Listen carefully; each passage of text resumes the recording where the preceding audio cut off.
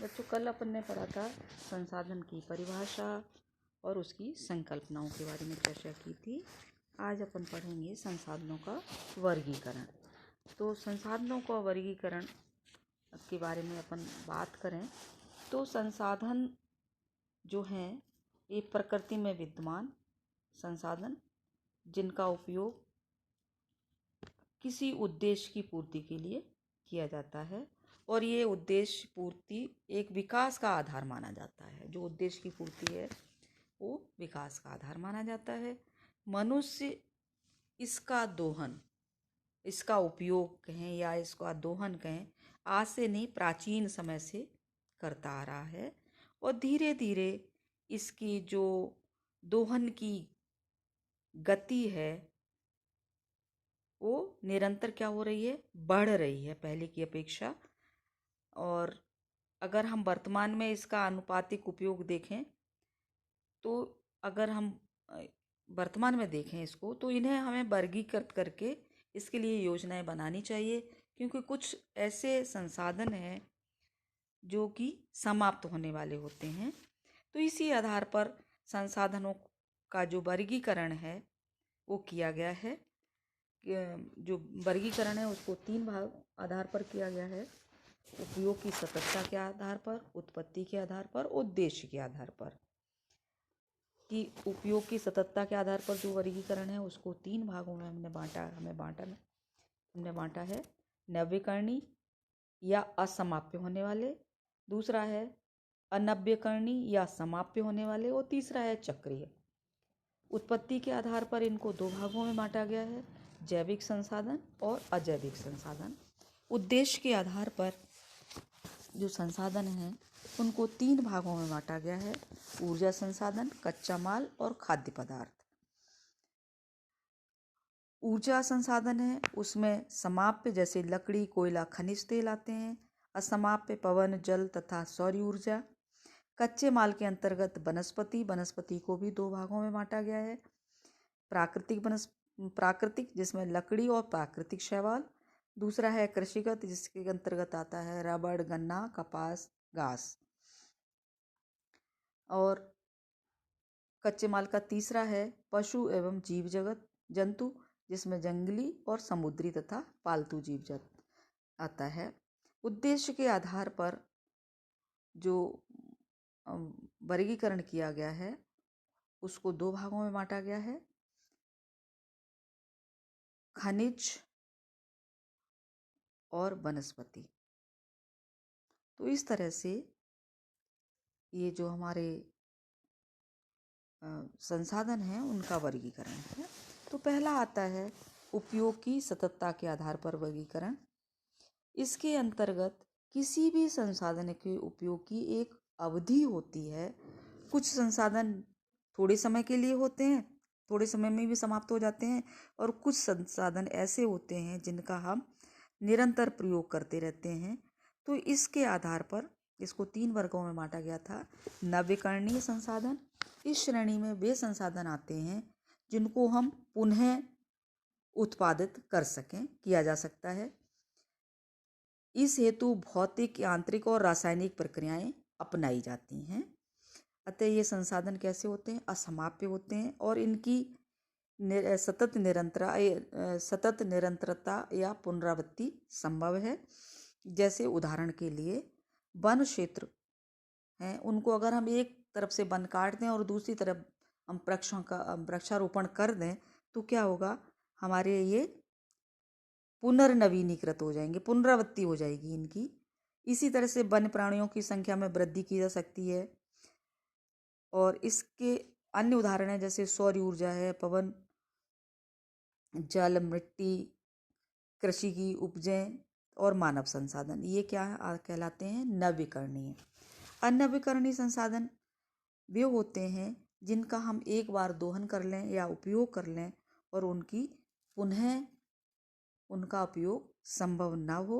इनकी मात्रा भी सीमित होती है और इनके निर्माण की जो अवधि है वो भी बहुत ही लंबी होती है। इस श्रेणी के संसाधनों का दोहन तीव्र गति से अगर हम करते हैं तो ये निश्चित रूप से समाप्त हो जाते हैं। भूगर्भ में विद्यमान खनिज संसाधन इसी श्रेणी के अंतर्गत आते हैं।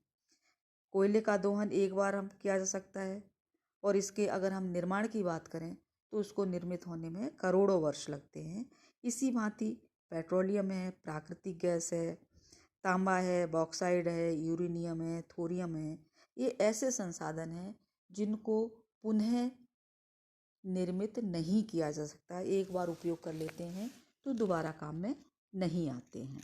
तीसरे हैं चक्रीय संसाधन।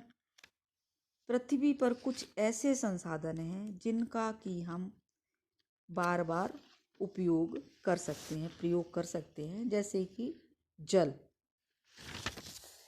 इसको हम विभिन्न रूपों में प्रयुक्त कर सकते हैं और इससे हम बार बार इसका, जैसे विद्युत बनाई तो हम पुनः इसको उपयोग में ले सकते हैं। इसी प्रकार लोहा है या सोना है या चांदी है, एक बार हम काम में लेते हैं फिर हम उसको नए रूप में, ये चक्र चलता रहता है, ये समाप्त न होने वाला है। फिर आता है उत्पत्ति के आधार पर। उत्पत्ति के आधार पर जो संसाधन हैं इनको अलग अलग अवस्थाओं में ये उत्पन्न होते हैं। इस प्रकार इनको भौतिक या जैविक और दूसरा है अजैविक, दो भागों में बांटा गया है। तो पहला आता है जैविक अजैविक। इस श्रेणी के अंतर्गत अजैविक या अकार्बनिक संसाधन आते हैं जिनमें जीवन क्रिया नहीं होती है तथा इनका नवीनीकरण भी संभव नहीं है। एक बार हम उपयोग में ले लेते हैं तो ये समाप्त हो जाते हैं। अजैविक संसाधन के वितरण में असमानता पाई जाती है। कुछ संसाधन जैसे लोहा है, एल्यूमिनियम है, ये विस्तृत क्षेत्रों में वितरित होते हैं, जबकि सोना, चांदी, आणविक खनिज सीमित क्षेत्र में पाए जाते हैं। दूसरा है जैविक संसाधन। जैव मंडल में स्थित अपने निश्चित जीवन चक्र वाले संसाधन जैविक संसाधन कहलाते हैं, जैसे वन है, वन्य प्राणी हैं, पशु पक्षी हैं, वनस्पति है या छोटे और सूक्ष्म जीव जैव संसाधनों के उदाहरण हैं। जीवाश्मों में के कायांतरण के परिणामस्वरूप उत्पन्न होने के कारण कोयला और खनिज तेल को भी जैविक संसाधन भी ही माना जाता है, क्योंकि कोयला है वो लकड़ी से बनता है और खनिज तेल है वो जीव जंतुओं के अवशेषों से बनता है। कुछ नवीनीकरण के कारण अयोग्य हैं, जैसे खनिज तेल। इन संसाधनों को मानवीय क्रियाओं ने प्रभावित किया है और ऐसे संसाधनों की मात्रा में वृद्धि या कमी भी की जा सकती है। पशुपालन, मत्स्य पालन, वृक्षारोपण जो कार्य हैं वो जैविक संसाधनों को बढ़ा सकते हैं, जबकि वनोन्मूलन संकटापन्न उत्जीवों का शिकार करके उनमें कमी लाई जा सकती है। तो जैविक संसाधनों के दोहन में तकनीकी ज्ञान और उपयोग के ढंग का हमें प्रभाव पड़ता है। फिर आते हैं उद्देश्य पर आधारित वर्गीकरण। तीसरा, प्रकृति में विभिन्न रूपों में वितरित संसाधनों का दोहन विभिन्न उद्देश्यों की पूर्ति हेतु किया जाता है। इस प्रकार इस संसाधन हैं इनको पहला तो है ऊर्जा संसाधन। वर्गीकरण किया गया वो निम्न प्रकार है। पहला है ऊर्जा संसाधन। ऊर्जा संसाधनों द्वारा शक्ति के साधनों का विकास होता है। यातायात के साधन का संचालन है, उद्योग है, अन्य यांत्रिक क्रियाएं हैं, इसमें शक्ति का उपयोग किया जाता है। और वर्तमान समय में अगर हम देखें तो ऊर्जा संसाधनों को किसी भी देश के विकास का मानक माने जाने लगा है। जिसके पास जितना ज़्यादा ऊर्जा संसाधन होंगे उतना ही ज़्यादा वो धनवान देश है, धनी देश माना जाता है। आर्थिक विकास की जो दर है वो ऊर्जा की उपलब्धता पर निर्भर है। ऊर्जा संसाधनों में समाप्य और असमाप्य दोनों ही प्रकृति के संसाधन पाए जाते हैं और ऊर्जा संसाधनों की बढ़ती महत्ता के कारण इनके जीवन धारणी विकास की मूल भावना का विकास किया जाना भी अति आवश्यक है। इस हेतु प्रौद्योगिकी का विकास किया जाना अनिवार्य है। दूसरा है कच्चा माल। कच्चा माल जो है वो कच्चा पदार्थ औद्योगिक विकास का प्रमुख आधार है। ये 3 प्रकार के, कोई भी उद्योग धंधे होंगे तो उनमें कच्चा माल प्रयोग किया जाता है। तो ये 3 प्रकार के होते हैं, खनिज पदार्थ, वनस्पति और पशु। तो पहला खनिज पदार्थ है जो कि हम अपने जो हमारे धरातल है इसके अंदर से खोद कर निकाले जाते हैं। जैसे लोहा है, गंधक है, चूना है, नमक है, चीका मिट्टी है, बालू है, इमारती पत्थर है और अन्य धातुएं हैं। दूसरा है वनस्पति। प्राकृतिक वनस्पति से प्राप्त प्रमुख एवं गौण उपजें इस श्रेणी में आते हैं। इसमें लकड़ी, रेशेदार उत्पादन, गोंद, रबर, तेल, बीज, छालें, शैवाल और अनेकों प्रकार के कृषि उत्पाद। तीसरा है पशु। पशुओं को भी कच्चे माल की श्रेणी में रखा जाता है। पशुओं से कच्चे माल के रूप में हमें खाल है, समूर है, सींग है, तेल है, चर्बी, ऊन, बाल, रेशम और हड्डियाँ। ये उत्पाद जंगली, सामूहिक और पालतू सभी प्रकार के पशुओं से प्राप्त होती है। फिर आता है उत्पादित पदार्थ। चौथा, इसमें रेशे जैसे कपास, सन, पटसन, बागानी रबर, तिलहन बीज और इत्र निकालने के फूल ये शामिल होते हैं। तो पहला हो गया ऊर्जा, दूसरा हो गया कच्चा माल और तीसरा है खाद्य पदार्थ। खाद्य पदार्थ के अंतर्गत अगर हम देखें तो मानव प्राचीन समय से ही खाद्य पदार्थ का संग्राहक रहा है, इकट्ठा करने वाला रहा है। खाद्य पदार्थ मुख्य रूप से 3 प्रकार के संसाधनों से प्राप्त होते हैं। खनिज, इसमें जल तथा चट्टानों से प्राप्त नमक जो मुख्यतः खाद्य पदार्थों के रूप में प्रयुक्त होता है। दूसरा है वनस्पति। हम भोजन का अधिकांश भाग वनस्पति उत्पादनों से प्राप्त करते हैं, जिसमें फल, फूल, पत्तियां, मशरूम आदि होते हैं। तीसरा आता है पशु एवं जीव जंतु।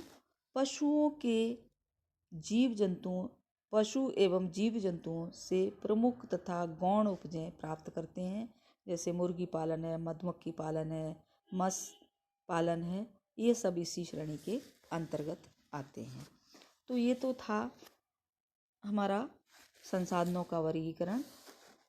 एक वर्गीकरण और है जिसको अधिकार या स्वामित्व के आधार पर संसाधनों का वर्गीकरण कहलाता है। इसको 3 श्रेणियों में रखा गया है। अंतर्राष्ट्रीय या सार्वभौमिक संसाधन, संपूर्ण विश्व के मानव कल्याण के लिए उपयोगी वस्तुओं को अंतर्राष्ट्रीय संसाधन कहा जाता है। पृथ्वी का प्राकृतिक पर्यावरण इस प्रकार का विश्वव्यापी संसाधन है। पृथ्वी पर स्थित महासागर प्रमुख अंतर्राष्ट्रीय संसाधन है, लेकिन इनका उपयोग कुछ सक्षम देश ही कर पाते हैं जिनकी सागरीय स्थिति है। सूर्य के प्रकाश का उपयोग भारत, संयुक्त राज्य अमेरिका, दक्षिणी अफ्रीका आदि देश कर सकते हैं जिनकी स्थिति सूर्य के प्रकाश की प्राप्ति में होती है। फिर आता है राष्ट्रीय संसाधन। किसी भी देश की सीमाओं में विद्यमान संपदाओं को राष्ट्रीय संसाधन कहा जाता है। जैसे भारत में लें, मयूरभंज की खानें लोहे की खानें हैं। लंकाशायर कोयला क्षेत्र इंग्लैंड का है। पेंसिल्वेनिया कोयला क्षेत्र संयुक्त राज्य अमेरिका का है। अमेरिका तथा कालगुडी तथा कूलगार्डी सोने की खानें ऑस्ट्रेलिया की हैं। पेंसिल्वेनिया कोयला क्षेत्र संयुक्त राज्य अमेरिका का है और कालगुडी और कूलगार्डी जो सोने की खानें हैं वो ऑस्ट्रेलिया के राष्ट्रीय संसाधन हैं। तो ये हो जाते हैं कि जिस देश की सीमा के अंतर्गत जो संपदा विद्यमान है वो उस देश की राष्ट्रीय संसाधन कहा जाता है। तीसरा होता है व्यक्तिगत संसाधन। किसी व्यक्ति की निजी चल अचल संपत्ति उस व्यक्ति का व्यक्तिगत संसाधन होती है। पारिवारिक संपत्ति, भूमि, भवन, नगद धनराशि, स्वास्थ्य, उत्तम चरित्र, ईमानदारी और मानसिक क्षमता एवं कौशल आदि सब संसाधन कैसे होते हैं, ये व्यक्तिगत संसाधन होते हैं। तो ये थे हमारे संसाधन। अब आता है कि जो तत्व या वस्तुओं के निर्माण में सहायक कारकों के आधार पर भी संसाधनों को बांटा गया है, इसके दो भाग किए गए हैं। पहला है प्राकृतिक संसाधन और दूसरा है मानवीय संसाधन।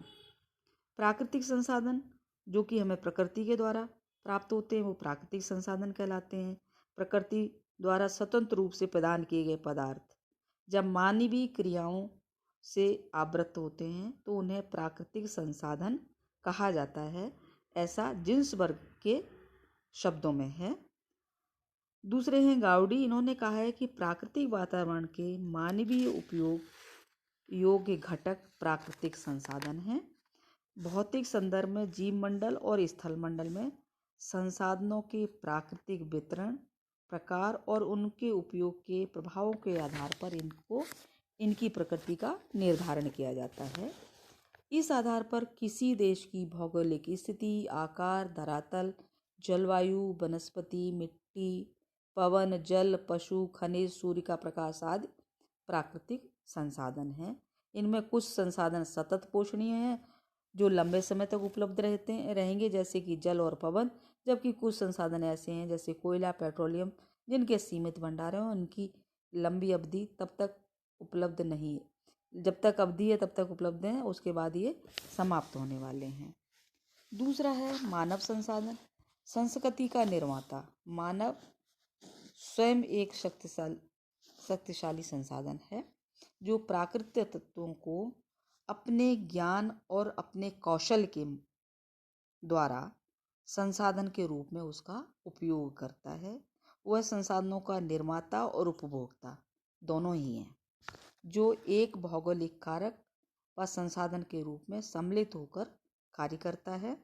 मानव संसाधन में किसी निश्चित इकाई क्षेत्र में रहने वाली मानव जनसंख्या, उसकी शारीरिक और मानसिक क्षमता, स्वास्थ्य, जनसंख्या के सामाजिक, आर्थिक, सांस्कृतिक और राजनीतिक संगठन तथा वैज्ञानिक और तकनीकी स्थिति जैसी विशेषताएं इसके अंतर्गत शामिल हैं। अगर हम धरातल पर देखें तो मानव क्या है, एक सक्रिय प्राणी के रूप में धरातल पर विद्यमान है और वो पृथ्वी तल पर जो संसाधन एवं प्राकृतिक परिवेश है उसका वो उपभोग करके और उसके साथ समायोजन करके इन सारी क्रियाओं को संपन्न करता है। तो धरातल से हमें जो मिल रहा है, जो भी खनिज पदार्थ संसाधन मिल रहे हैं वो तो हैं ही, परंतु मानव भी अपने आप में एक संसाधन है। संसाधनों की उपयोग की दृष्टि से अगर हम देखें तो मानव की स्थिति कौन सी है, केंद्रीय स्थिति है, क्योंकि वो निरंतर प्राकृतिक परिवेश को परिवर्तित करके उसके अनुरूप अनुकूलन करता आ रहा है। ये अपन ने मानव भूगोल पढ़ा था, उसमें भी पढ़ा था कि मानव की स्थिति कैसी है, केंद्रीय है, क्योंकि उसके चारों तरफ जो प्राकृतिक वातावरण उसके चारों तरफ है। मानव क्या करता है, उस प्राकृतिक वातावरण के साथ को परिवर्तित करने की कोशिश करता है और करता भी है। पूर्ण रूपेण तो नहीं कर सकता है, परंतु कुछ रूप में वो उसमें परिवर्तन करके उसके अनुरूप अपना अनुकूलन करता है। तो ये थे बच्चों जो संसाधन हैं उनकी परिभाषा और संसाधनों का वर्गीकरण। अगले चैप्टर में अपन पढ़ेंगे संसाधन भूगोल की प्रकृति, विशेष क्षेत्र और उसका महत्व। थैंक यू बच्चों।